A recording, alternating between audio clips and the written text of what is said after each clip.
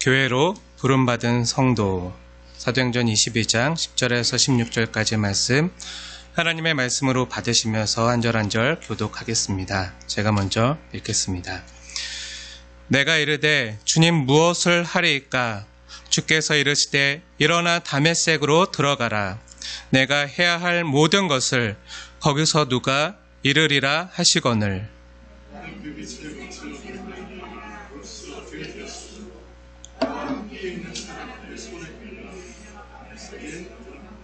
율법에 따라 경건한 사람으로 거기에 사는 모든 유대인들에게 칭찬을 듣는 아나니아라 하느니가,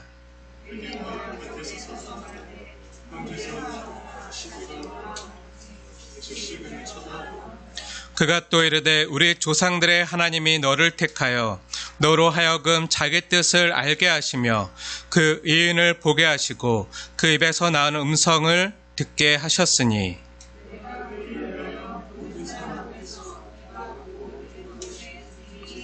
함께 읽겠습니다. 이제는 왜 주저하느냐? 일어나 주의 이름을 불러 세례를 받고 너의 죄를 씻으라 하더라. 아멘. 사랑하는 여러분, 우리는 지금 바울이 심한 구타를 당해서 쓰러져 몸을 가누지 못하고 실려가는 중에도 복음에 대한 열망과 영혼 사랑하는 그 사명의 메인,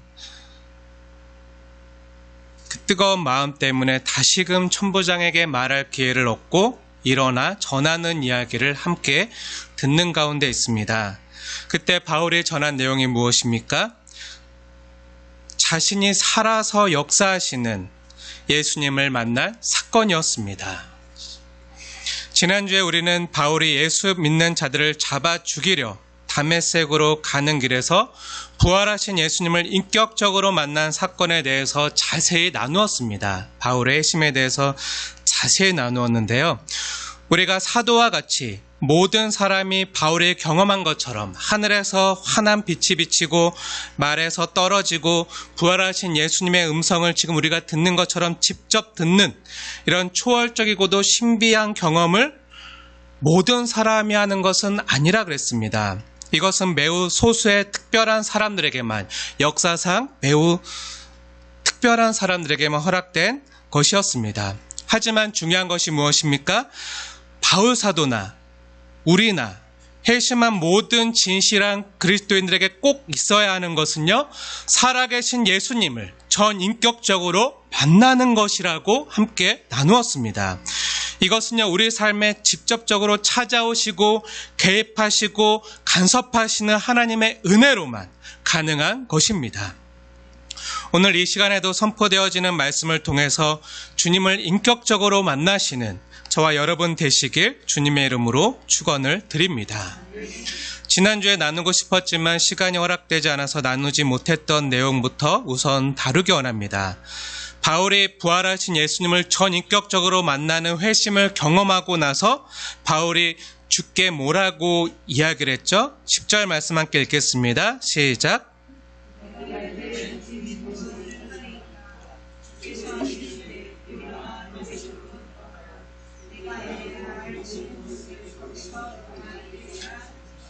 아멘. 사랑하는 여러분, 바울은요, 내가 예수를 박해했던 죄인 중에 괴수구나, 자신의 죄인됨을 마음 절절히 경험하고 자신의 죄인됨을 깨닫고 온전히 회심한 후에 예수님을 전인격적으로 만난 후에 이제 어떻게 됩니까? 이제 진실로 다시 태어나고 거듭난 자가 되어서요, 이제 주님을 위해서 다시 살고 싶어지는 마음을 갖게 됩니다. 너무 귀한 마음이죠. 그래서 주님께 뭐라고 이야기합니까? 주님, 제가 무엇을 하리까?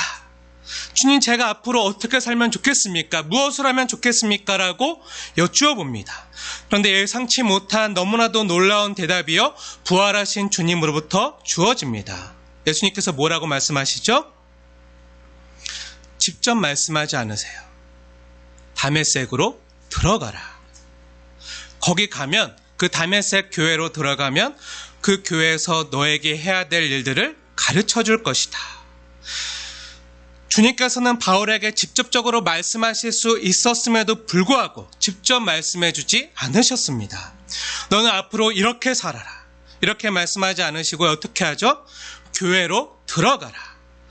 너가 이제 다메섹으로 들어가면 그 다메섹에 너가 잡아 죽이려고 했던 그 성도들의 공동체인 다메섹 교회가 있는데 그 교회로 가서 교회의 가르침을 받으라고 말씀해 주시는 거예요.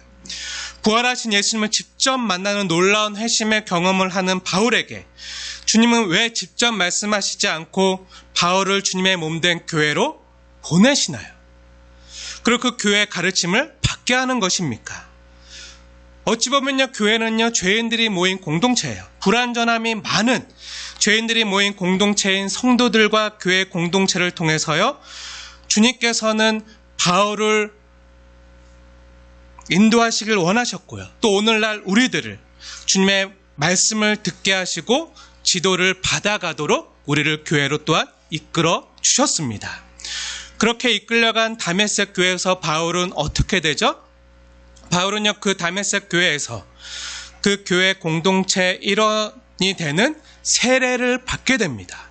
세례를 받을 뿐만 아니라 바울이 개인적으로 체험하고 경험한 그 부활하신 주님을 만난 그 다메섹 회심 사건에 대한 검증과 해석을요, 교회 공동체로부터 받게 되어져요. 14절 말씀 함께 읽겠습니다. 시작.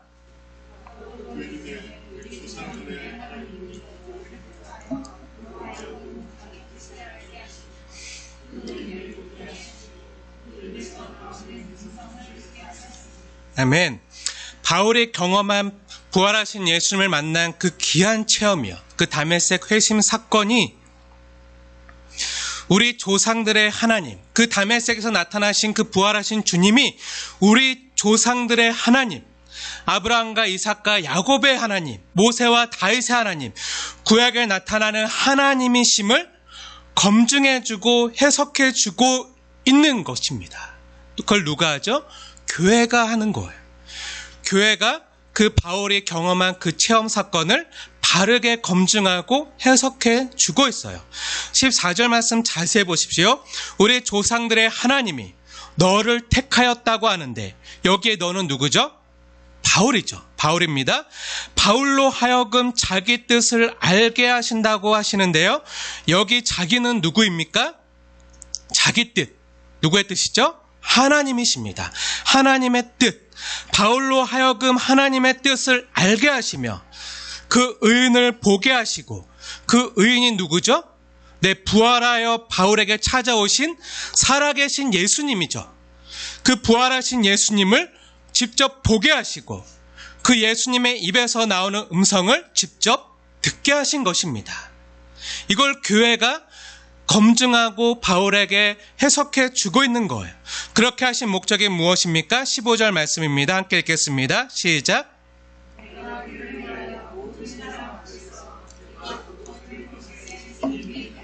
아멘.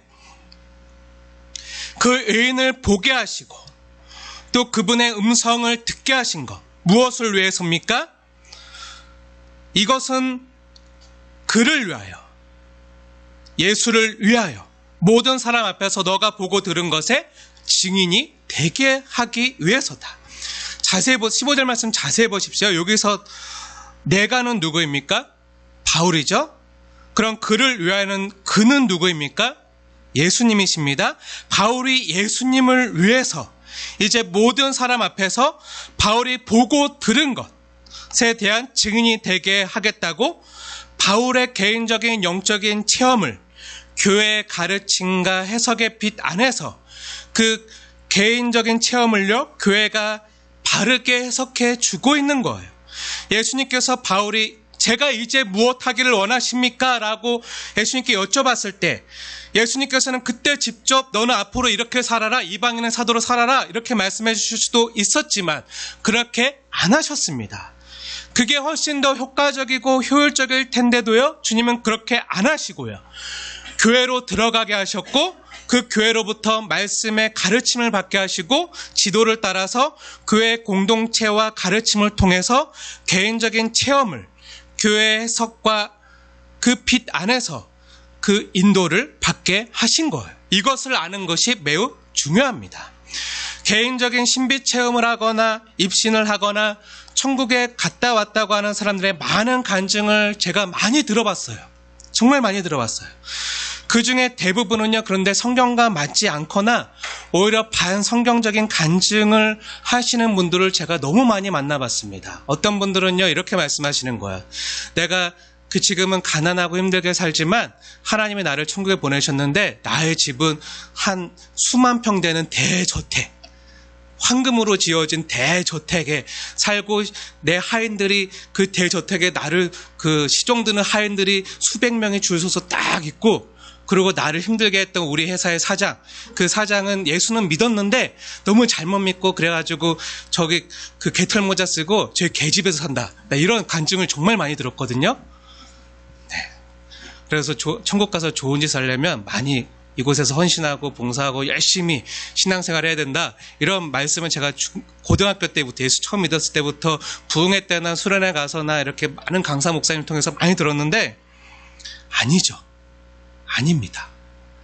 물론 성경에 10골 차지하고 5골 차지하는 권세를 주신다고 했어요. 그거는 차지하고 다스리는 권세가 아니라 그 사람들 마음껏 내 힘대로 누르고 지배하고 이렇게 하는 능력이 아니라, 그런 권세가 아니라 섬기는 권세예요.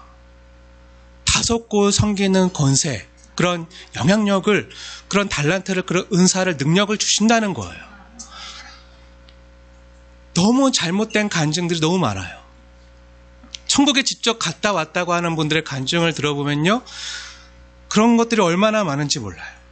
근데 그런 것들이 얼마나 지금까지 조국교회에게 많은 해를 끼쳤는지 모릅니다. 그래서 우리가 이 땅에서 예수 잘 믿는 것도, 내가 천국 가서 지금 이 땅에서는 전세 살고 월세 살고 조그만 집에 살지만 저 천국 가서는 아파트 못지않는, 좋은 집에 살려고 열심히 하시는 분들도 있는 것을 제가 봤어요. 그뿐 아니라 하나님의 음성을 직접 들었다라고 하는 자칭 예언자들이나 목회자분들이 그 예언을 자기가 하나님과 얼마나 친한지를 드러내기 위해서, 그래서 자기를 높이기 위해서 사용하는지 모릅니다. 하나님도 자기 앞에서는 꼼짝 못한다거나, 자기가 하나님 보좌를 흔들면 하나님도 어지러워서 어쩔 수 없이 자기가 원하는 것을 들어준다거나, 또 예언의 말씀이라는 것을 빙자해서 자기가 하고 싶은 말이나 감정을, 하나님의 말씀의 권위를 사용해서 내 말대로 안 하면, 내 말을 안 들으면, 주의 종의 말을 안 들으면 큰 화나 재앙이 임할 거라는 말을 해서 연약한 성도들을 겁박하거나 한국교회를 얼마나 힘들게 하는지 모릅니다. 너 내 말 안 들으면 곧 암에 걸려 죽을 거야, 이런 얘기를 서슴지 않게 하는 분들이 얼마나 많은지 몰라요. 특히 얼마 전에 그런 분들이 정말 많았는데, 신사도 운동을 하는 많은 목회자나 자칭 예언자들이요, 우리나라에 와서 집회를 하면서 한국에 전쟁이 일어날 것이다 라고 10년 전쯤에 어느 외국의 예언자가 와서 그렇게 막 그 집회를 다니면서 예언을 했어요. 막 그렇게 겁박해서 한국교회 성도들이 얼마나 혼란했는지 모릅니다. 얼마 전에 한국교회 전체를 너무나도 힘들게 했던 그런 일그러진 성령 운동자들이 나타났었는데요. 이 사람들은 기도해서 하나님의 음성을 직접 듣거나 예언의 말씀을 받아 전하는 것을 너무나도 중요하게 여겼어요. 이 신사도 운동을 하는 사람들은요, 오늘도 성경이 기록된, 그 성경이 기록됐던 시대처럼, 성경을 누가 기록했죠? 선지자들이나 사도들이 대부분 성령의 영감을 받아서 오류 없이 기록했잖아요. 그 성경 시대처럼 오늘날에도 선지자나 사도가 있어야 된다라고 얘기합니다. 그래서 신사도 운동이에요.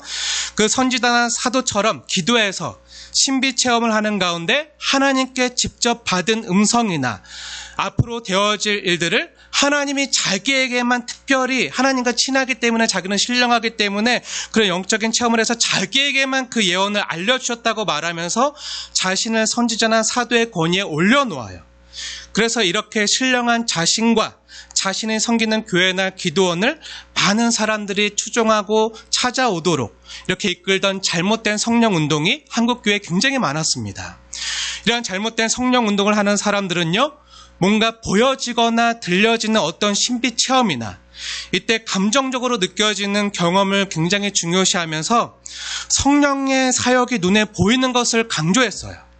그래서 안수를 하면 막 뒤로 넘어가거나, 이것을 임파테이션 사역이라고 하는데요. 막 기도할 때 안수를 하거나 기도를 해주면 막 아니면 그냥 말만 했는데 이렇게 손만 가리켰는데 막 빠요 하면 막 성령의 불 받아라 하면 막 그냥 뒤로 넘어가는 거예요. 제가 그걸 경험했거든요. 저도 그 현장에 있었기 때문에 잘 알아요. 막 하면 이거 임파테이션 사역을 전이 사역이라고 합니다. 우리말로 하면 전이 사역이에요. 그 성령이 전이 된다는 거예요. 성령이 나에게 어떤 신령한 목회자나 어떤 신령한 사역자를 통해서 그 신령하지 않고 하나님과 전혀 상관없는 그 연약한 사람들에게 이 성령이 이 충만한 사람을 통해서 이렇게 손을 대거나 기도를 해주면 안수를 해주면 전이가 돼서 이 성령의 능력이 전이가 돼서 이 사람의 문제가 해결되고 병이 고쳐지고 이런 사역이에요. 근데 잘못된 게 굉장히 많습니다. 이거는 굉장히 신비적이고 마술적인 옛날 중세 카톨릭에서 천주교에서 하던 굉장히 마술적인 사역이거든요. 개혁주의나 우리 한국교회는 이것을 배격하고 지금 물론 우리가 하나님께 기도하고 성령의 은사를 우리가 경험하고 체험하지만 굉장히 잘못된 임파테이션 사역이요. 한국교회를 얼마나 힘들겠는지 몰라요. 근데 이것이 굉장히 효과적이에요. 왜냐하면 눈에 보여지니까. 신비로운 현상이 나타나고 눈에 보여지고 막 사람들이 뒤로 넘어가거나 입신하거나 기도하던 중에 이빨이 금리로 바뀌거나 하는 이런 현상들이 보여지기 때문에 뭔가 보여지면 여기에 성령님이 역사하신다라고 믿게 되어지고 생각하거든요. 하지만 아닌 경우가 굉장히 많습니다.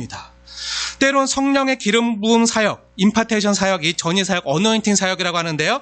이 기름 부음 사역을 어떤 능력 있는 예언자나 목회자가 성령을 자기 마음대로 주거나 받을 수 있는 것처럼 이 성령을요 주거나 받을 수 있는 것처럼 말할 때가 많이 있어요. 성령 받으라 막 하면서 막 해요. 물론 우리 성령 받아야 됩니다. 근데 이 성령은 우리가 사모하고 전인격적으로 성령님께서 우리 안에 내주하시고 그 말씀을 통해서 우리가 성령님을 경험하고 만나는 거지, 어떤 사람이 감히 하나님을 주고 뺏을 수 있는 것처럼 주고 받을 수 있는 어떤 물건이나 도구처럼 할 수 있는 게 결코 아니에요.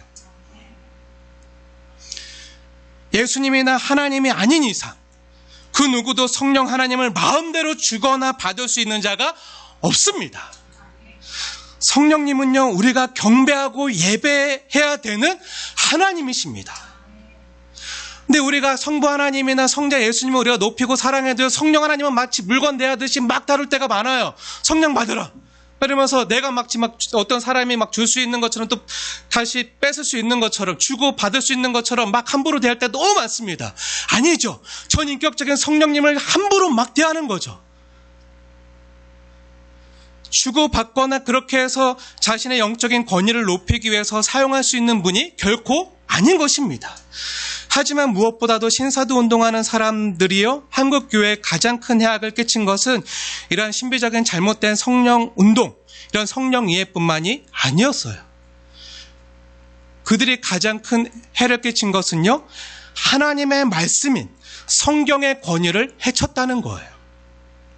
완전하고 구원받기에 충분한 기록된 하나님의 말씀인 구약과 신약 성경, 이 66권의 말씀보다 자기가 기도해서 하나님께 직접 받은 예언의 말씀을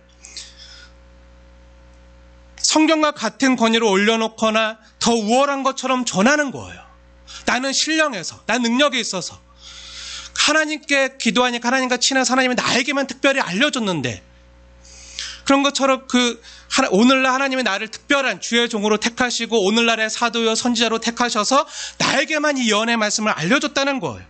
그래서 이 예언의 말씀은 오늘날 하나님과 친밀한 정말 소수의 사역자들에게만 허락되는 것인데, 이 말씀은 하나님께 직접 받은 말씀이기 때문에 성경시대의 사도나 선지자들이 받았던 것처럼 오늘날에도 효력이 있는 성경과 같은 권위가 있는 말씀이라고 전하는 거예요.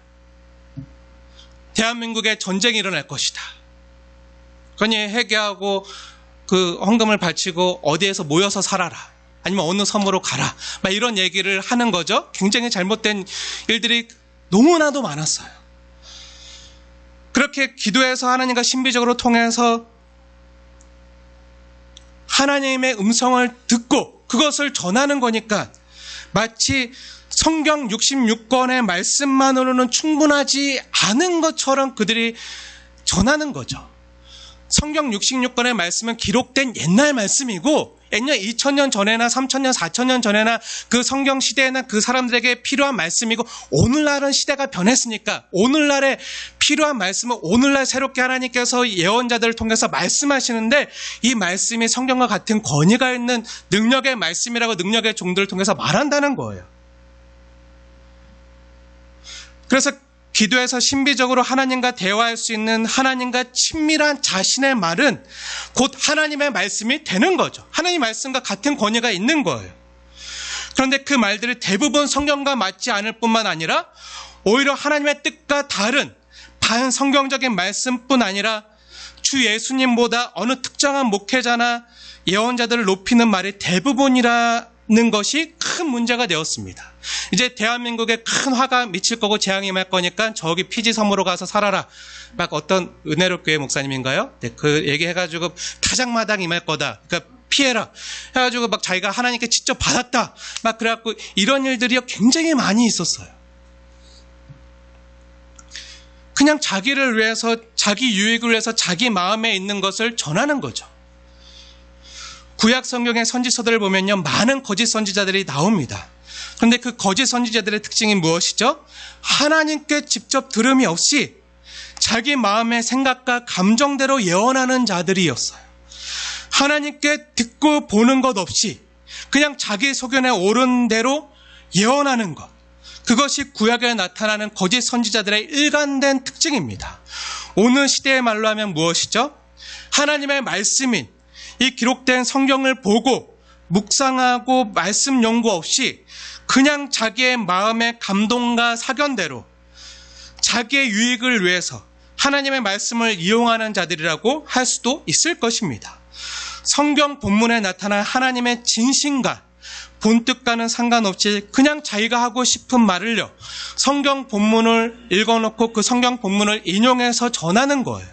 언뜻 들어보면요, 그 말씀 가운데 보혈, 십자가, 복음, 선교, 회개, 축복 등 중요한 말은 다 들어가 있는 것 같은데 전하는 내용의 핵심이 그리스도가 아닐 때가 너무 많다는 거예요. 본문을 읽었는데요, 본문과 전혀 상관없는 이야기를 하다가 목회자의 자기 자랑으로 끝날 때도 보게 됩니다. 본문에서 전하려고 하는 하나님의 의도와는 전혀 상관없이 그냥 이 땅에서 잘 되는 것, 성공하는 것, 교회 성장하는 것, 목회자의 개인적인 욕망이나 사심을 만족시키는 설교를 듣게 되기도 할 때가 너무나도 많아요. 사랑하는 여러분, 너무 많은 사람들이요, 하나님의 음성을 듣거나 주님을 직접 보는 것을 잘못 오해해서 생기는 아픔들입니다. 저는 성경 66권만으로 충분하다고 믿습니다. 신사도 운동하는 사람들이나 사이비 이단에서 말하는 것처럼 마치 성경이 오늘날 충분하지 못해서 하나님께서 오늘날에도 사도와 선지자를 보내서 예전 성경이 기록되던 성경 시대처럼 오늘날에도 성경과 같은 권위를 가진 예언의 말씀을 주신다라고 믿지 않습니다. 물론 지금은 은혜의 시대죠. 신약 시대입니다. 은혜 시대예요. 우리와 함께 임마누엘 하시고 동행하시는 주님의 인도하심 안에서 다시 오실 주님을 예비하고 준비하는 시대입니다. 이 은혜 때예요. 주 예수님께서 성부 하나님께 부탁해서 우리에게 보내주신 정말 너무나도 귀한 우리 성령 하나님이 계시잖아요. 우리 성령 하나님이 우리 안에 내주에 계시고요. 그 성령님께서 하시는 일이 뭐죠? 보혜사. 우리를 보호해 주시고 은혜 주시고 주 예수님께서 말씀하셨던 그 말씀을 가르쳐 주시고 그 가르쳐 주시는 말 그대로 보혜사가 되어 주시는 거죠. 그렇기 때문에 오늘날에도 우리가 살아계신 하나님의 임재를 느끼면서 우리가 하나님께 예배를 드리면서 우리의 삶에 간섭하시고 개입하시는 하나님의 선한 인도와 도움으로 우리가 주님을 인격적으로 만나고 때로는 꿈을 꾸거나 환상을 보거나 신유의 은사가 나타나거나 병이 고침받거나 방언을 하거나 통변을 하는 등 이런 교회 공동체나 성도의 유익을 위해서도 오늘날에도요 여전히 성경이 기록된 성령의 은사가 나타날 수 있습니다. 저는 나타날 수 있다고 믿어요. 직접 체험됐고 기도할 때 하나님이 병을 고쳐주신 적도 많고요. 저 역시도 하나님의 은혜로 많은 성령의 은사를 체험했습니다. 하지만 성경이 기록되던 시기, 성경 시대와 같이 우리에게 주어진 성경이 뭔가 불완전해서, 불충분해서 신사도 운동하는 사람들이 주장하는 것처럼, 잘못된 성령 운동하는 사람들이 말하는 것처럼, 오늘날에도 선지자나 사도 시대에 있었던 것처럼 몇몇 특정한 예언자들이나 목회자들이 하나님과 신령하게 통해서 기도해서 받은 신비적인 예언의 말씀을 통해서 개인적으로 말씀하신다라고 하는 것은요, 여러분 잘 분별하셔야 됩니다. 미혹하는 경우가 굉장히 많아요. 주 안에서 사랑하는 여러분, 바울 사도가 전하는 것은 무엇입니까? 오늘 본문을 보세요. 바울 사도가 전하는 것은요, 자기 사견을 전하는 것이나 자기가 꾸며낸 이야기를 전하는 것이 아니잖아요. 자신이 직접 보고 들은 것을 그대로 전하는 거예요. 그 안에 자기가 꾸며내었다든가 자기의 감정이나 생각을 말하고 있는 것이 아닙니다. 사랑하는 여러분, 저뿐만 아니라 우리 조국교회 강단을 위해서요, 여러분들께서 기도해 주셔야 될 것이 무엇입니까? 제가 정말 많은 동료 목회자들이나 어떤 목사님들 어느 집회나 세미나 가서 만나면 제가 말씀 연구하는 사람들이니까 그래갖고 정말 귀해 보이는 분이 있으면 제가 여쭤봐요. 저는 아직 초년생이니까. 목사님은 어떻게 말씀 연구하십니까? 이렇게 물어보면 자기는 말씀 연구 안 한대요. 안 한대요. 주석이나 뭐 어떤 참고서 아무것도 안 보고 말씀 연구 안 하고 그냥 기도하면, 기도해서 하나님 말씀하시면 그냥 그걸 그냥 전한대요. 굉장히 위험합니다. 네. 물론 하나님이 기도하는 가운데 하나님의 음성을 주시고 때때로는 하나님께서 말씀하시고 그것을 공동체의 필요나 어떤 우리 상황에 맞게끔 하나님 원하시는 부분도 있지만, 말씀이 없이 그냥 신비적으로 하나님과 통해서 기도만 해서 전하는 것은요, 말씀이 기초가 안 되고 말씀이 뼈대가 안 되고 말씀이 반석 위에 안 서 있으면 그냥 자기 생각이나 자기 마음을 전할 때 굉장히 많아요. 여러분들 정말 기도해 주셔야 됩니다. 조국교회 강단을 위해서 기도해 주셔야 돼요. 안 그러면 잘못된 한국교회를 힘들게 하는 일들이 굉장히 많이 일어날 염려가 있습니다. 저뿐 아니라 모든 이 땅의 목회자들과 말씀 사역자들이 어떻게 되도록 여러분들은 기도해 주셔야 되겠습니까? 다른 거 없어요. 그냥 증인이 될 수 있도록 해달라고 기도해 주셔야 돼요. 우리 목사님께서 정말 주 예수님의 증인이 될 수 있게 해달라고, 십자가와 부활의 증인이 될 수 있게 해달라고 기도해 주셔야 됩니다. 하나님께 받은 이 생명의 말씀, 이 기록된 말씀인 이 성경 말씀을 깊이 묵상하고요, 연구해서 이 성경 본문에 나타난 하나님의 의도와 뜻을 보고 들은 대로, 받은 대로 그대로 전하는 거예요. 증인이 되는 거죠. 대언하는 것이죠. 대언이라는 것은요, 대신 전하는 거예요. 대신 말하는 건데요, 하나님의 대사요 사신이 되어서 자기 생각이나 자기 말을 하는 것이 아니라 하나님의 뜻과 하나님의 말씀만을 자신의 전 인격을 통해서 바르게 전하게 해달라고 여러분들은 기도해 주셔야 됩니다. 그래야 목회자도 살고요, 여러분의 영혼도 사는 것입니다. 특히 저를 포함한 목회자들을 위해서 기도하실 때요, 여러분들께서 특별히 기도해 주셔야 될 것은요, 목회자들의 성령 충만함을 위해서 기도해 주셔야 됩니다. 왜 그렇습니까? 성령님은요, 늘 성령님의 사역이 뭐죠? 성령님의 가장 중요한 사역이 뭐죠? 성경 보면 성령님께서는 늘 언제나 예수님을 드러내시는 사역, 예수님을 높이시는 사역을 하십니다. 그래서 목회자들이 성령으로 충만하면요, 목회자 자신을 드러내거나 자신을 은연중에 높이거나 하지 않고요, 어떻게 되죠? 오로지 말씀이 대신 주 예수님만을 높이고 드러낼 수 있기 때문입니다. 하지만 여러분들이 목회자들이 성령 충만하도록 기도해야 되는 가장 결정적인 이유는요, 따로 있어요. 이 성경의 원 저자가 누구시죠? 이 성경의 원 저자, 성령 하나님이십니다. 말씀이 육신이 되어 우리 가운데 오신 그 예수님의 뜻, 또 성부 하나님의 뜻을 가장 잘 알아서 그 하나님의 가장 깊은 것과 통달하시는 그 성령님께서 성경 저자들을 통해서 우리에게 보내주신 정말 오류없는 하나님의 생명의 말씀입니다. 이 말씀을 통해서 우리가 태어나고 우리가 먹고 자라는 거예요. 성장하는 거죠. 이 성경의 원 저자 되신 성령 하나님이 성부 하나님과 성자 예수님께서 우리를 위해 달리신 그 십자가에서 어떤 일이 일어났는지를 가장 정확하게 아시는 분이 누구십니까? 바로 십자가의 증인 되시는 성령 하나님이십니다. 성부 하나님께서 예수님을 십자가에 내어주실 때, 그리고 성자 예수님께서 십자가에 달리실 때 어떤 마음으로 달리셨는지, 하나님의 깊은 마음까지 통달하실 수 있는 유일하신 분은요, 성령 하나님이세요. 그래서 그 주 예수님의 십자가의 복음이 전해질 때마다 이래 가장 정확한 증인 되시는 성령님께서 이 복음과 함께 역사하시면 이 복음을 듣고 영원히 살아나는 일이 일어나는 것입니다. 이거 외에는 없어요. 그리고 2000년 전 예수님께서 이 땅에 계실 때 가르치신 모든 것을 누가 생각나게 하신다고요? 성령 하나님께서 우리에게 생각나게 하시고 가르쳐 주신다고 말씀해 주셨어요. 그러면 이 말씀을 가장 정확하게 우리에게 조명해 주시고 깨닫게 하시고 알려주시는 분은요, 성령 하나님이십니다. 말씀 사역자들 통해서 말씀의 수종자들을 통해서 가르쳐 주시거나 또 이 말씀을 우리가 읽고 듣는 가운데 깨닫게 하시는 성령 하나님께서 그 일을 행하시는 거예요.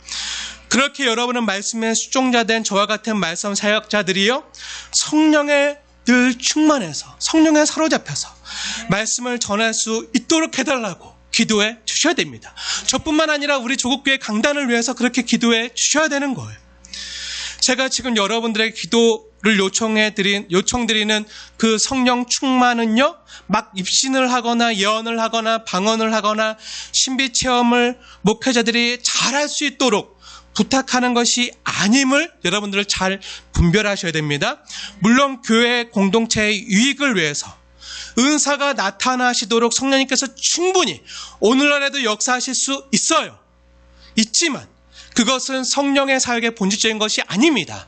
그건 그냥 현상이에요. 교회 공동체를 유익하게 하기 위한 현상으로 나타나는 일들이죠. 성령님의 가장 본질적인 사역은요, 생명의 복음으로 영혼을 살리고 예수를 드러내고 높이는 것입니다. 사랑하는 여러분, 그렇다면 목회자들만 증인이 되거나 성령 충만해서는 안 될 것입니다. 여러분 자신의 성령 충만함을 위해서도 기도하셔야 됩니다. 여러분 성도 개개인 모두가요, 성령 충만하여 하나님의 말씀인 성경 말씀을 읽고 묵상하고 연구할 때 이 성경의 원 저자가 되시는 성령 하나님의 조명하심과 깨닫게 하심으로 여러분의 눈이 열리고 귀가 열려서 성령님께서 교회들에게 하시는 말씀, 이 교회들이라는 것은 건물이 아닙니다. 성도 한 사람 한 사람, 교회들에게 하시는 말씀을 여러분들이 직접 들을 수 있어야 돼요. 내가 직접 듣고 봐야지 증인이 되는 거죠. 증인이 뭐죠? 목격자예요. 보고 들은 것이 있는 사람이 증인이에요. 그래야 증인이 돼서 전할 수 있는 거죠. 성령님이 성도 개개인에게 오늘도 성경을 통해서 말씀하시고 깨닫게 하시는 말씀을 들을 수 있어야 됩니다. 저와 여러분 모두가 십자가 부활의 목격자가 돼서요, 2000년 전 골고다 언덕의 십자가에서 나를 위해서 어떤 일이 일어났는지 말씀을 읽고 듣는 가운데 성령님의 도우심으로 보고 들어서 여러분이 성령의 도움으로 보고 들은 것을요, 그 주 예수님의 복음을요, 힘있게 우리 이웃들에게도 전할 수 있어야 됩니다.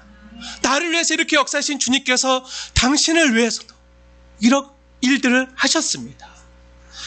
여러분을 사랑하십니다. 또 여러분을 부르시기 원하십니다. 저와 같은 목회자뿐만 아니라 여러분 한 분 한 분 모두가 십자가의 증인이 되어야 돼요. 은혜로 여러분의 삶 속으로 개입하시고 찾아오신 부활하신 예수님을 전할 수 있는 부활의 증인이 되어야 됩니다. 그것을 위해서 2000년 전 바울뿐만 아니라 지금 오늘날 우리도 바울의 교회로 부름받은 것처럼 교회로 들어가라 말씀하신 주 예수님께서 우리도 교회로 한 사람 한 사람 주님의 몸된 교회로 불러주신 줄 믿습니다. 이렇게 아나니아가 바울의 개인적인 체험을 교회를 통해서 바르게 해석해 준 다음에 바울에게 무엇이라 말합니까? 계속해서 16절 말씀 함께 읽겠습니다. 시작.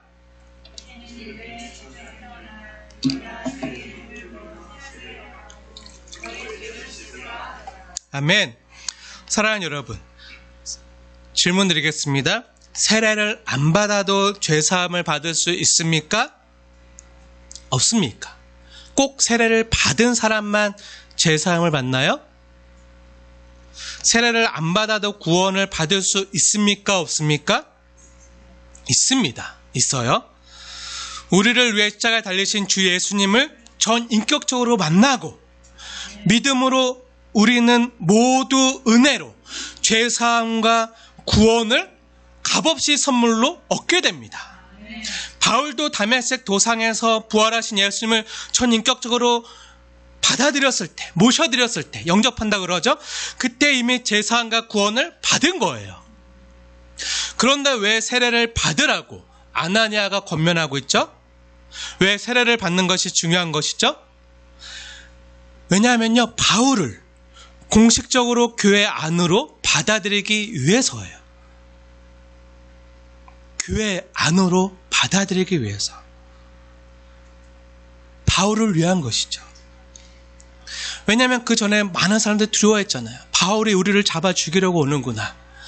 두려워하고 미워하고 증오하고. 근데 어떻게 그 사람을 우리 교회 왔는데 잡으러 오고 우리를 죽이러 왔는지 알지, 어떻게 우리의 형제로 우리의 가족으로 하나님 보내시는지 어떻게 알아요? 근데 아나니아가, 그 다메섹 교회 지도자인 아나니아가 바울에게 세례를 베풀므로 안심해도 된다, 이렇게 얘기하는 거죠. 세례는요, 성도를 교회 공동체 안으로 불러들여서 한 몸의 지체가 되었다라고 선포하는 공식적인 절차입니다. 이 지체도 우리 교회의 머리 대신 주 예수님께 연결된 우리와 한 몸 된 지체입니다. 두려워하지 않으셔도 됩니다. 그리고 세례받은 성도는요, 온 교우들 앞에서 자신이 죄에 대하여 죽고 이제 주님을 위해서 살아가는, 다시 태어난 거듭난 사람이라고 공개적으로 신앙 고백하는 매우 중요한 예식입니다. 또한 교회 공동체는요, 세례받은 그 사람을 한 몸의 지체로 받아들이고, 갓난아기가 새로 태어났을 때 온 가족이 기뻐하고 좋아하는 것처럼 주님 안에서 이제 새롭게 태어난 이 영혼, 새롭게 태어난 이 영혼이 우리의 가족이, 새로운 가족이 된 것을 환영하면서 기뻐하는 매우 중요한 예식이에요. 아나니아가 세례를 받으라고 권한 것은요, 바울을 교회 공동체 안으로 받아들이고 주 안에서 하나 된 지체임을 공식적으로 인정해 주는 것이죠. 바울이 우리를 잡으러 온다라고 두려워했던, 지금 체포영장을 발부받아서 우리를 다 죽이러 온다라고 두려워했던 다메섹 교인들이 많이 있었을 게 아니에요. 하지만 이러한 공식적인 세례를 통해서 바울이 이제 주 예수님 안에서 새롭게 거듭났고 새로운 사람이 되었으니, 이 교회 머리듯이 예수님과 하나된 연합된 지체가 되었으니 한 몸이니까 이제 더 이상 바울을 두려워하지 말고, 바울을 미워하거나 배척하지 말고 한 가족으로 받아들이고 사랑으로 섬겨야 될 지체가 되었음을요, 공식적으로 교회 모든 공동체 앞에서 확증시켜 주는 것입니다. 사랑하는 여러분, 모든 성도 한 사람은요, 주님을 어떻게 만나죠? 살아계신 주님을 인격적으로 개인적으로 만납니다. 다른 사람이 됐으면 만나줄 수 없어요.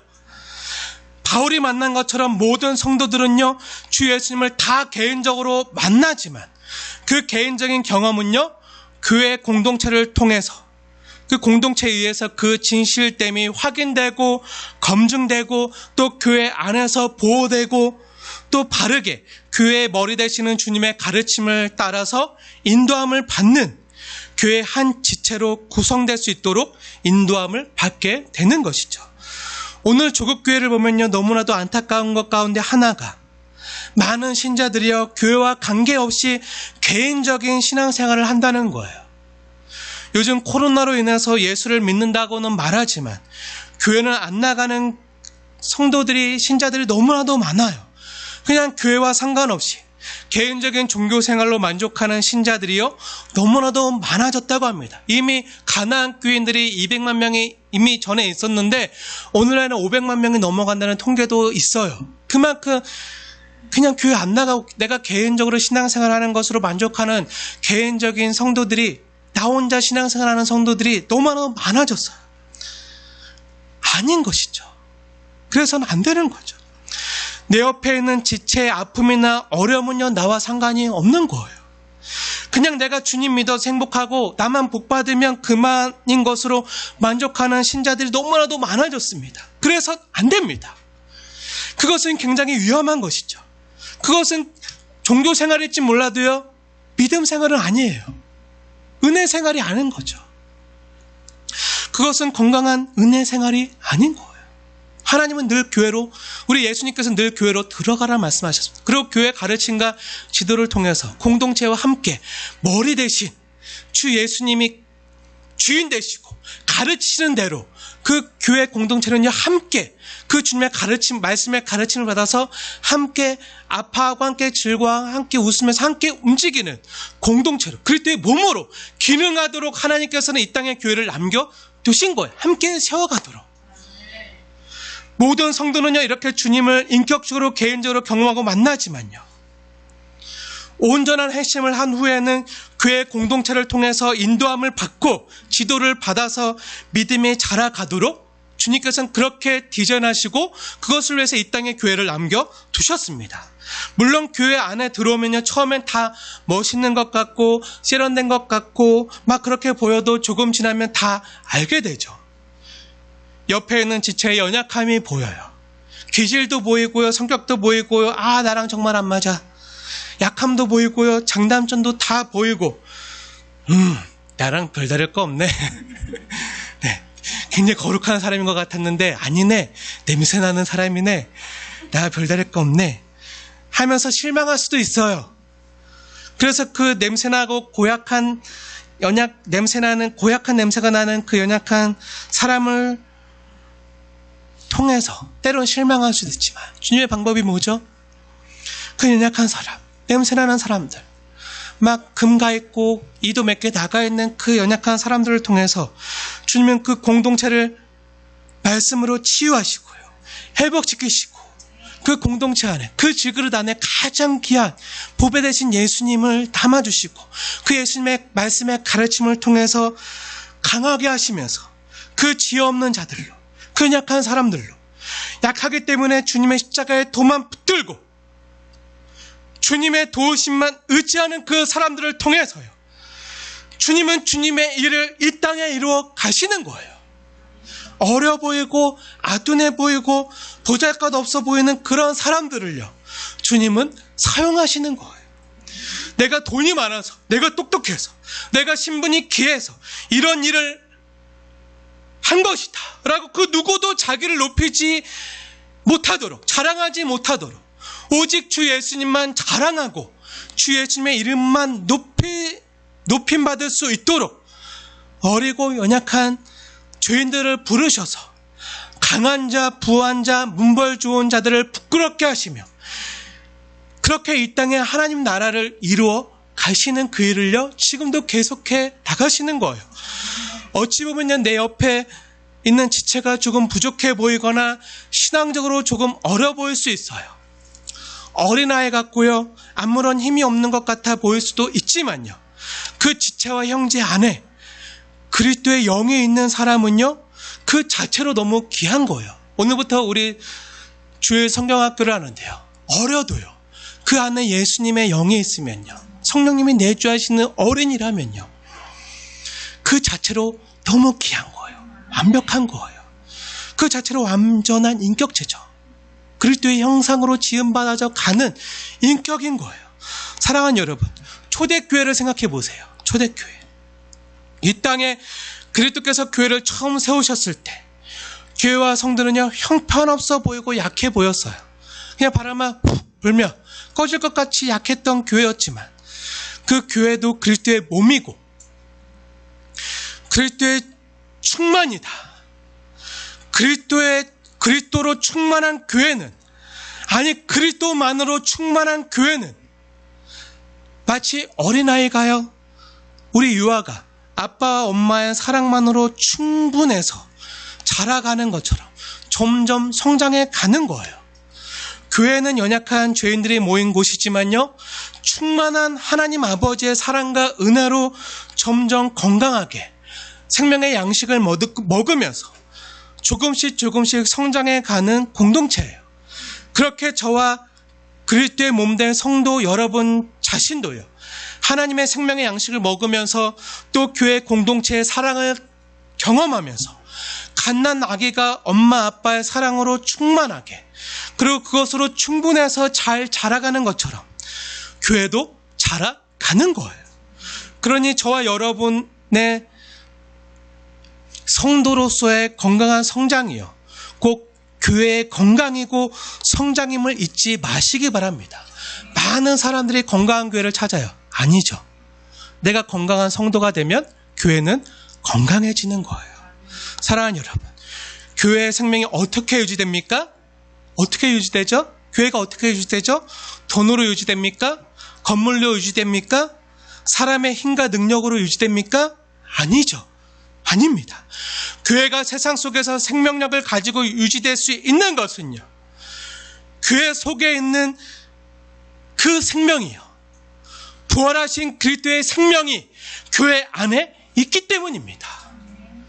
교회의 머리 되시는 그리스도의 신적인 생명력이요, 그 머리와 연합된 그리스도의 몸을 유지시켜주면서 건강하게 자라가게 하는 거예요. 여러분이 교회 머리 되신 예수님과 연결되어 있으면 우리 주 예수님께서 교회를 충만하게 하시는데, 주님의 사랑으로 충만하게 하시고 은혜로 충만하게 하시고 말씀으로 충만하게 하시면 건강하게 자라가는 거예요. 교회는 시스템이나 조직이 아니에요. 유기체예요. 몸이에요. 여러분이 예수님과 연결되어 있으면, 그 여러분의 주인이 예수님이시면, 우리 교회의 주인이 목사가 아니라 어떤 사람이 아니라 예수님이 되면 그 주님의 말씀의 가르침을 따라서 우리 그 말씀을 먹고 생명을 먹고 건강하게 자라가는 거죠. 또 성도의 공동체를 통해서 사랑을 경험하고 느끼는 주님의 아름다운 공동체됨, 성부, 성자, 성령 하나님께서 아름다운 사랑의 연합체를 이루신 것처럼 우리가 그 예수님과 연결되어서 우리가 이 땅에서 정말 아름다운 코이노니아, 예수님 느끼셨던 그 코이노니아를 경험하면 우리가 그렇게 이 땅에서 정말 풍성함을 느끼면서 서로를 섬기면서 서로의 종이 되면서도 기뻐하고 즐거워하면서 그렇게 하나님의 나라를 이 땅에서 경험하는 거죠. 그렇게 자라가고 연결되어지고 세워져 가는 것이 교회입니다. 교회의 생명은요, 교회가 교회될 수 있는 것은요, 이 교회 안에 그 하나님의 생명이, 그 부활하신 부활 생명이 있기 때문입니다. 그 예수님의 생명으로 오늘도 이 땅의 교회로 힘있게 기능할 수 있는 것이죠. 세상 사람들이 아무리 손가락질해도요, 우리가 정말 주님의 그 다스림을 받고 주님의 사랑을 이웃에게 베풀고 또 우리의 삶을 내가 주장하는 것이 아니라 하나님이 우리를 다스리고 통치하십니다. 우리는 주님만 높입니다. 이것을 우리가 이 땅에서 선포하고 드러내면요, 이걸 누가 합니까? 교회밖에 못하는 거예요. 성도들밖에 못하는 거예요. 그러면요, 세상이 손가락질하다가도요, 이렇게 선포하는 사람들을 통해서 알고 또 이 성도들이 전하는 복음을 통해서 그들도 하나님이 여전히 이 땅을 다스리시고 우리를 사용하시고 우리를 교회로 부르시는구나, 이것을 깨닫게 되는, 이거 외엔 없습니다. 교회의 근본 태생이요, 세상이 아니라 하나님께서 직접 만드신 신적 기원을 갖고 있기 때문에 음부의 건세가 감히 해치 못하고요, 교회의 생명은요, 부활하신 그리스도의 생명으로만 유지되는 거죠. 그렇게 우리의 성도의 교회됨 역시 그리스도의 생명으로 유지되는 것입니다. 아니, 유지될 뿐만 아니라 저와 여러분이 성도와 교회로 태어나고 시작되었던 것 역시 오직 그리스도의 부활 생명으로만 가능했습니다. 그리스도의 부활 생명으로 기능하며 이 땅을 사는 사람들이 성도이고 교회입니다. 여러분 안에 그리스도의 부활 생명이 있으십니까? 늘 여러분 스스로에게 물어보세요. 조금 전에 나는 세상과 죄에 대하여 죽고 의에 대하여, 하나님에 대하여 다시 살아난 존재다 라고 교회 공동체 가운데서 공적으로 드러내고 신앙 고백하는 매우 중요한 예식이 뭐라 그랬죠? 세례라고 했잖아요. 세례. 그렇게 고백한 사람들은 이제 어떻게 살아가죠? 세례를 받았든 받지 않았든지 간에 나는 예수 생명으로 다시 태어난 사람입니다. 그뿐 아니라 예수 생명으로 이 땅을 살아가는 사람입니다. 고백하는 사람은요, 교회 머리 대신 그리스도의 뜻과 가르침을 따라서 이 땅을 살아가는 거예요. 아니, 살아내는 거예요. 그 단적인 예가 무엇입니까? 오늘 바울에게 세례를 권하고 있는 아나니아의 모습을 통해서 확인해 볼 수 있는데요. 오늘 본문에서 아나니아가 바울에게 다가와 다시 보라 말할 때 어떻게 바울을 부르고 있습니까? 13절 말씀 함께 읽겠습니다. 시작.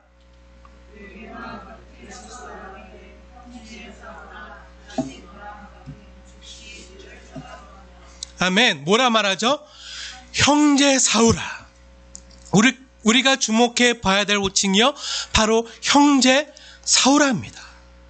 사실 사도행전 9장에 보면 이때 있었던 일이 자세히 나오고 있는데 한번 보세요. 사도행전 9장으로 넘어가 보세요. 지금 이 사도행전 22장에 있는 것은 그 사도행전 9장에 있었던 일을 사울이 기억하면서 고백하고 있는 거잖아요. 그러면 한번 9장을 자세히 보겠습니다. 근데 아나니아가 사울을 형제라고 부르기까지는요, 쉽지 않았어요. 얼마나 그 마음이 힘들었는지가 자세히 나와 있습니다. 사실 아나니아는요, 처음에 사울을 흔쾌히 환영하면서 받아들이고 있지 못했어요. 한번 보세요. 사도행전 9장 10절 말씀부터인데요, 제가 읽겠습니다. 자세히 보십시오. 그때 다메섹에 아나니아라는 제자가 있더니 주께서 환상 중에 불러 이르시되 아나니아야 하시거늘 아나니아가 대답하되 주여 내가 여기 있나이다 하니, 그리고 그에게 한 말씀이 무엇이죠? 그에게 말씀한 것이 이제 일어나 사울에게 가서 그가 기도하고 있을 텐데 안수하여 다시 보게 하라는 말씀을 주님께로부터 직접 듣습니다. 그러자 아나니아가 항변을 하죠. 13절 말씀인데요, 13절 14절 말씀 함께 읽겠습니다. 시작.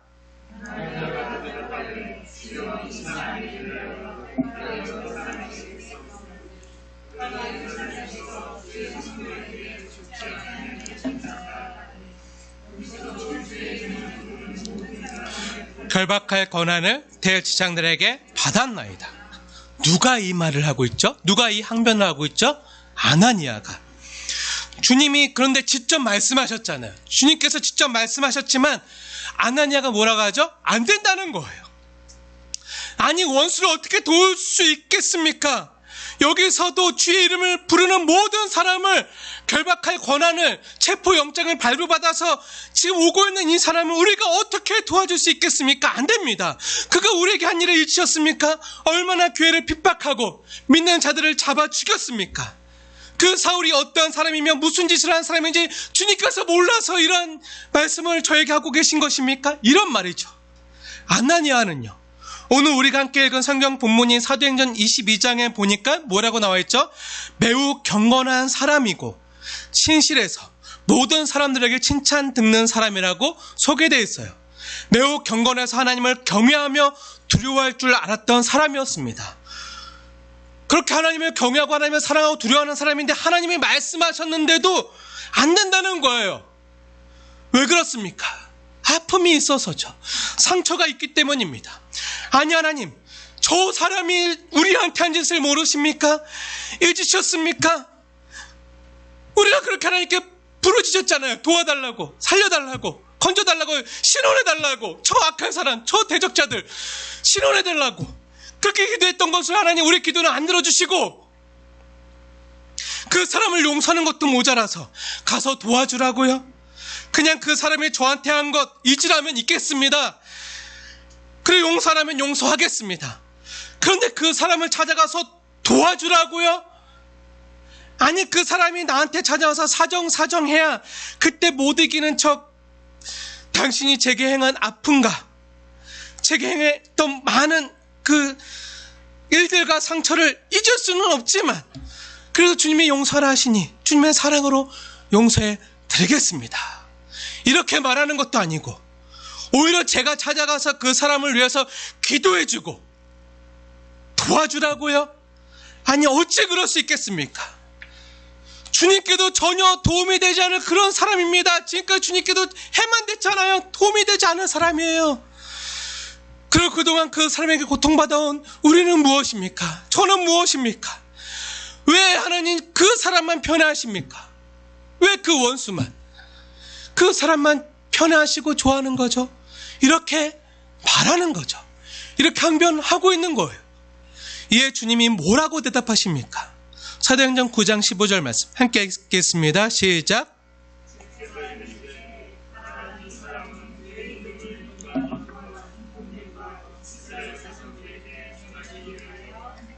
나의 그릇이라. 그런데도 불구하고 아나니아의 이 항변을, 억울한 호소를 다 듣고 계신 하나님께서 뭐라고 대답하시죠? 주님의 대답은요, 매우 즉각적이고 단호합니다. 가라! 가서 기도해 주어라. 내가 그를 내 이름을 위하여 쓰겠다는데 너가 왜 반대하느냐? 내가 가라면 너는 가라. 매우 서운할 수도 있는 그 말씀에 아나니아가 어떻게 하죠? 순종해서 갑니다. 그리고 사울에게 17절 뭐라고 불러주죠? 형제 사울아 하고 정답게 불러주면서 교회 공동체로 초대하는 것뿐만 아니라 음식을 차려주고 음식을 먹여주고 바울은 그 음식을 먹고 다시 강건해집니다. 아니, 여기서 도대체 이 사이에 무슨 일이 일어난 것입니까? 갑자기 아나니아가 왜 이렇게 바뀐 거죠? 무엇이 아나니아를 변화시킨 거죠? 바로 16절 말씀입니다. 함께 읽겠습니다. 시작.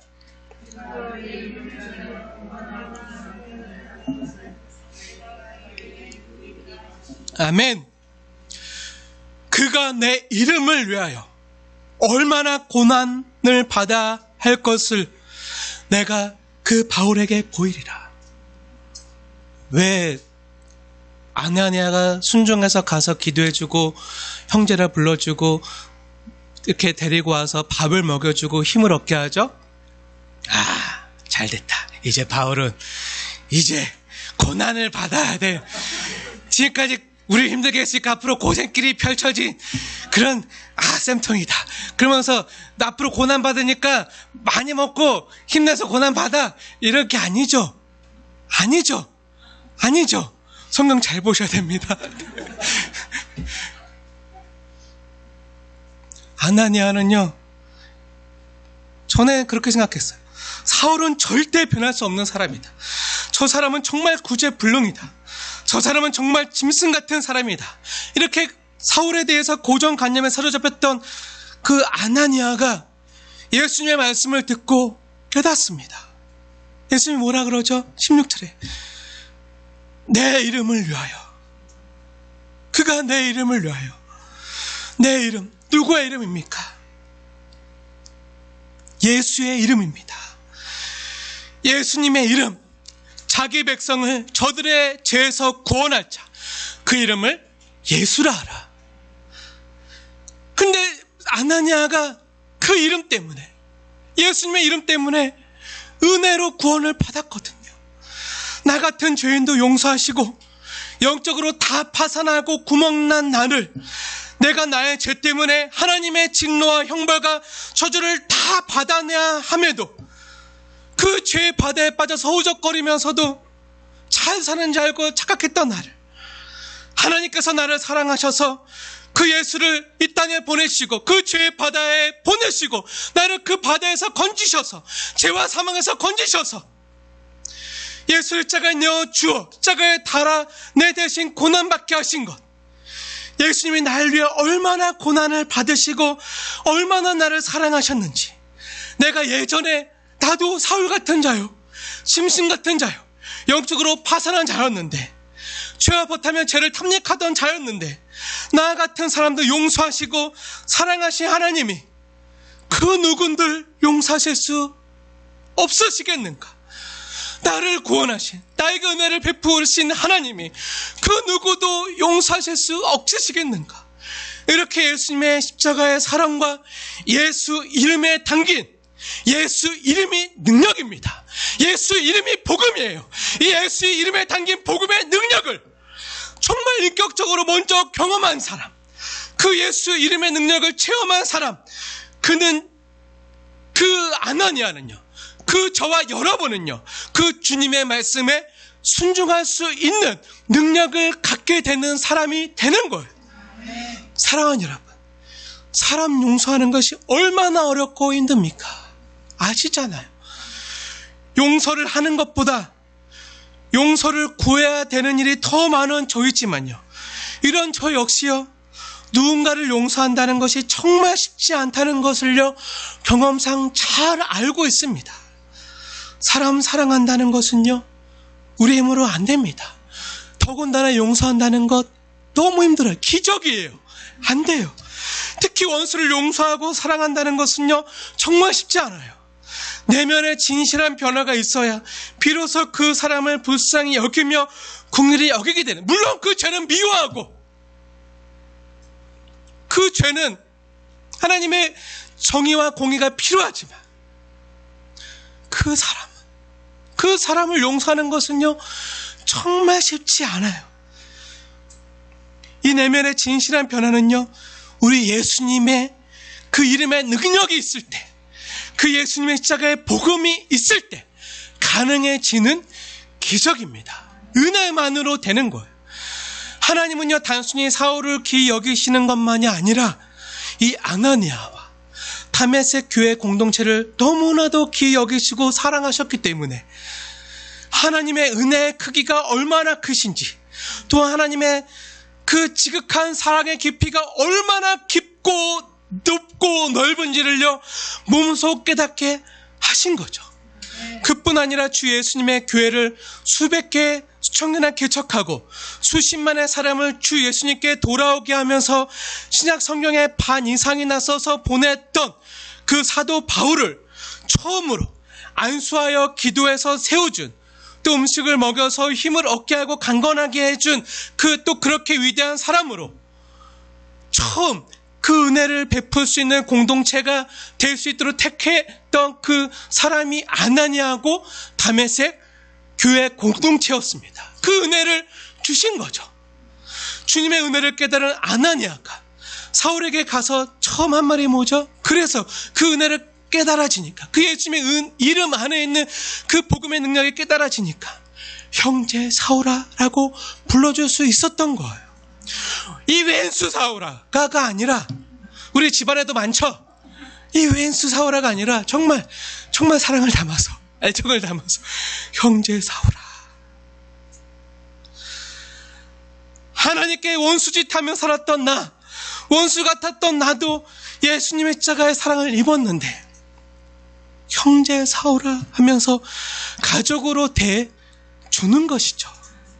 하나님의 은혜의 크기가 얼마나 큰지, 은혜의 능력이 얼마나 대단한지, 복음의 파괴력이, 복음의 능력이 얼마나 큰지를 보여주는 장면입니다. 기적이죠. 사랑하는 여러분, 세상과 교회의 가장 큰 본질적인 차이 중에 하나가 무엇이죠? 무엇입니까? 원수되었고 핍박자여 대적자를 용서할 수 있다는 거예요. 세상은 못하지만 성도는 가능합니다. 교회는 할 수 있다는 거예요.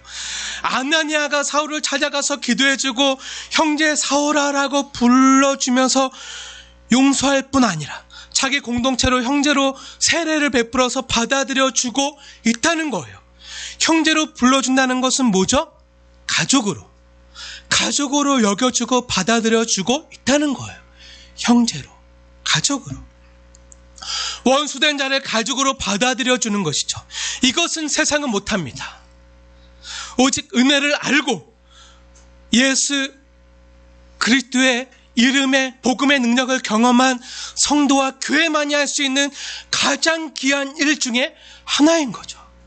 사랑하는 여러분, 핍박하는 자와 핍박을 받은 그 원수가 한 형제가 되고 한 가족이 되는 공동체가 무엇입니까? 바로 그것이 교회입니다. 로마의 앞잡이였던 세리 마테와 이스라엘 나라의 독립을 위해서 열심을 내었던 열심당원 그 베드로가 적이었죠. 근데 주 예수님 안에서 한 형제가 되었습니다. 가족이 된 거예요. 원수가 가족이 된 거죠. 그것이 교회입니다. 여러분, 교회를 어떻게 생각하시면서 다니고 계시나요? 도무지 용서할 수 없고요. 말을 섞을 수 없고 함께 있는 것도 싫은 사람이지만 주 예수님의 십자가의 복음이 공유가 되고 경험되면서 그 십자가의 사랑이 나를 지배하자 그 원수 같은 사람을 향해서 형제여라고 부를 수 있는 정말 말도 안 되는 기적적인 미라클이 일어나는 곳이 바로 교회입니다. 교회는요, 그냥 사람들의 모임이 아닙니다. 주 예수 그리스도 안에 있는 형제와 자매들의 모임입니다. 형제와 자매라는 말은 무엇이죠? 그냥 뜻을 같이 한 동지라는 말이 아니죠. 그 이상이죠. 가족이라는 말이에요. 가족. 그래서 바울이 에베소서를 성령의 감동에 의해서 에베소 교회에 써서 보낼 때 에베소서 2장 19절의 교회를 가르쳐서 집중적으로 뭐라고 부르죠? 하나님의 가족. 하나님의 가족인 에베소 교회 성도들아. 이렇게 불러요. 예수님께서도 직접 복음서에서 이렇게 말씀하셨죠. 내 어머니와 내 동생들을 보라. 그 엄마와 동생들 찾아왔잖아요. 그런데 그 마리아나 동생들이 내 가족이 아니라 누가 가족이라고 했죠? 예수님의 가족이라고. 누가 그 예수님의 가족이라고 했죠? 누구든지 하나님의 뜻대로 행하는 자가 내 형제요, 내 자매요, 내 어머니다 라고 예수님이 직접 말씀해 주셨습니다. 교회는요, 하나님을 아버지로 둔 형제와 자매된 가족입니다. 저와 여러분이 섬기는 교회는요, 가족입니다. 그런데 함께 웃고 함께 우는 가족입니까? 서로 마음을 통하고 사시나요? 사셔야 돼요. 마음을 통하셔야 돼요. 여러분이 힘들고 어려울 때 여러분을 있는 모습 그대로 받아주는 사람들이 있습니까? 서로 우애하며 사랑하시나요? 서로의 기도 제목을 깊이 알고 기도하고 계시나요? 서로 쓸 것을 공급하면서 서로 손대접하기에 힘쓰고 계시나요? 그렇게 되어야 됩니다. 그래야 가족이죠. 부족한 모습이 있든지 없든지, 허물이 있든지 없든지, 흉이 있든지 없든지, 약함이 있든지 없든지, 믿음이 연약해서 쓰러지고 때로 손 잡아주고 일으켜 세워서 누가 안아주고 업어주고 와서라도 교회 데리고 오든지, 그렇게 힘들게 온 그 연약한 지체가 상처받지 않고 그 있는 모습 그대로, 벌거벗은 모습 그대로, 상처 입은 모습 그대로 다 와도 그냥 품어주고 감싸주고 주님의 사랑으로, 아버지의 사랑으로, 어미의 사랑으로 싸매주고 그냥 받아주고 품어주고 기도해주고 밥 먹여주고 이렇게 세워줄 수 있는 그런 곳이 교회죠. 그래야 세상과 다른 거죠. 주님은 교회를 하나님의 가족이라고 말씀하세요. 그래서 형제와 자매, 저는 집사님, 권사님, 장로님, 목사님보다 더 귀한 호칭이 형제님, 자매님이라고 믿는 그런 사람이에요. 여러분, 형제로 바라보십니까? 자매로 바라보십니까? 오늘만큼은 집사님 하지 말고 장로님 하지 말고 형제님, 자매님, 아우야, 언니, 오빠, 동생 이렇게 불러보는 것도 정말 좋을 것 같아요. 그렇게 돼야죠. 하나님이 원하시는 가족의 모습으로 회복되어져야 될 대한 공동체가 교회입니다. 이 세상에 많은 가족이 깨어지고 아픔이 있고, 근데 이 교회는요, 대한 공동체로서 하나님의 가족임을 드러내는 곳이에요. 천국이죠. 사랑하는 여러분, 우리 공동체는요, 가족 공동체입니다. 순빛 공동체는요, 가족 공동체예요. 혈연적인 가족교회가 아니라 하나님의 뜻을 행함으로 서로 종유되어 섬기는 혈연적인 가족보다 더 친밀한 사귐이 일어나는 공동체가 바로 교회가 되어야 될 줄로 믿습니다. 상처와 아픔으로 깨어지고 분열된 가정이라 할지라도 교회에 와서 새로운 하나님 나라의 대한 공동체로서 형제됨을, 자매됨을 주 안에서 우리가 한 가족임을 경험하고 누릴 수 있어야 합니다. 지금 본문에 나타나고 있는 다메섹 교회의 모습을 보십시오. 이 다메섹 교회가 얼마나 귀한 일을 합니까?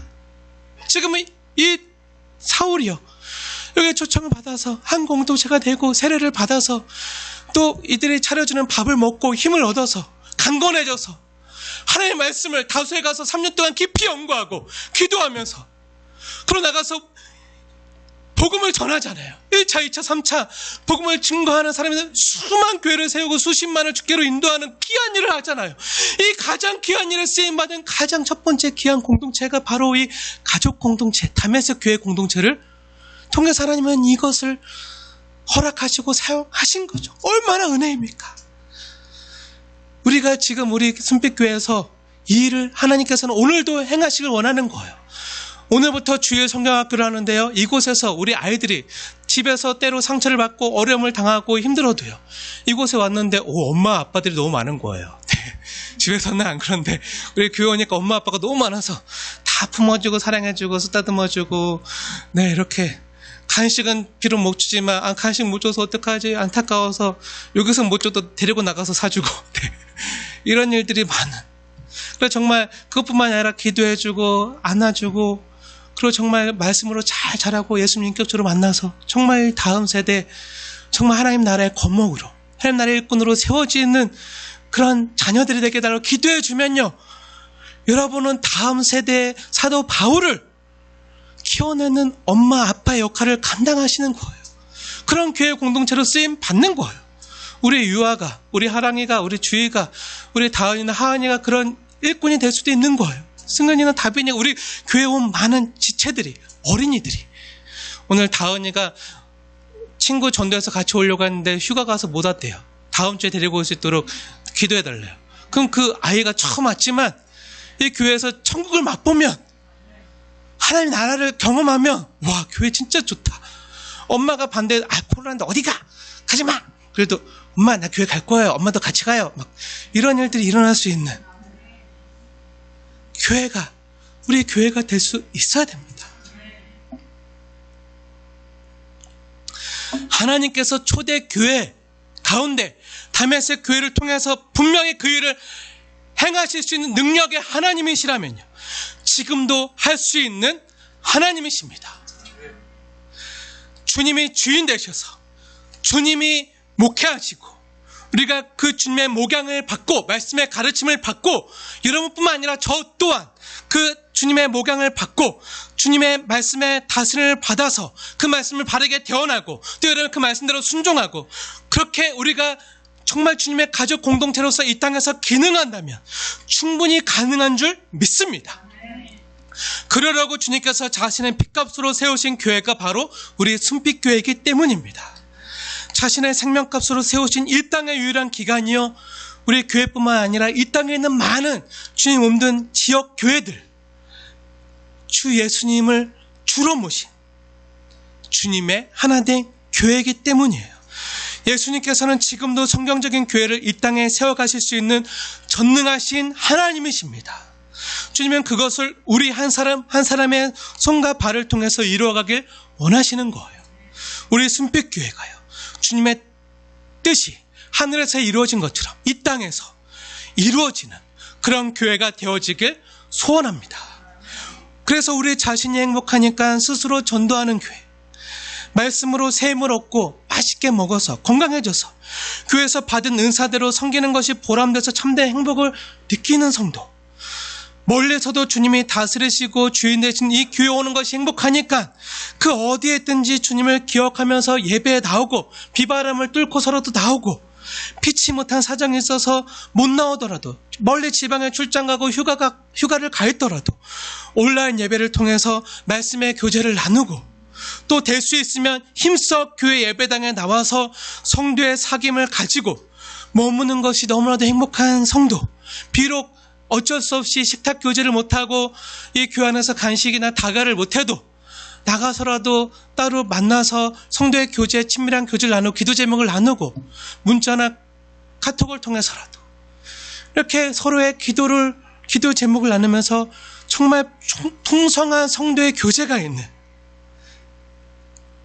그래서 평일에 서로 어찌 지내나 궁금하고 기도로 교제하다가 주일날 너무 보고 싶어서 서로 설레면서 기다리는 그런 성도, 그런 가족.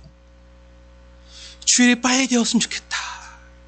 빨리 주님 보고 싶고 우리 교회 성도들이 보고 싶은, 정말 주 안에 한 가족됨을 경험하고 느끼는 저와 복된 성도 여러분 되어지시길 주님의 이름으로 축원을 드립니다.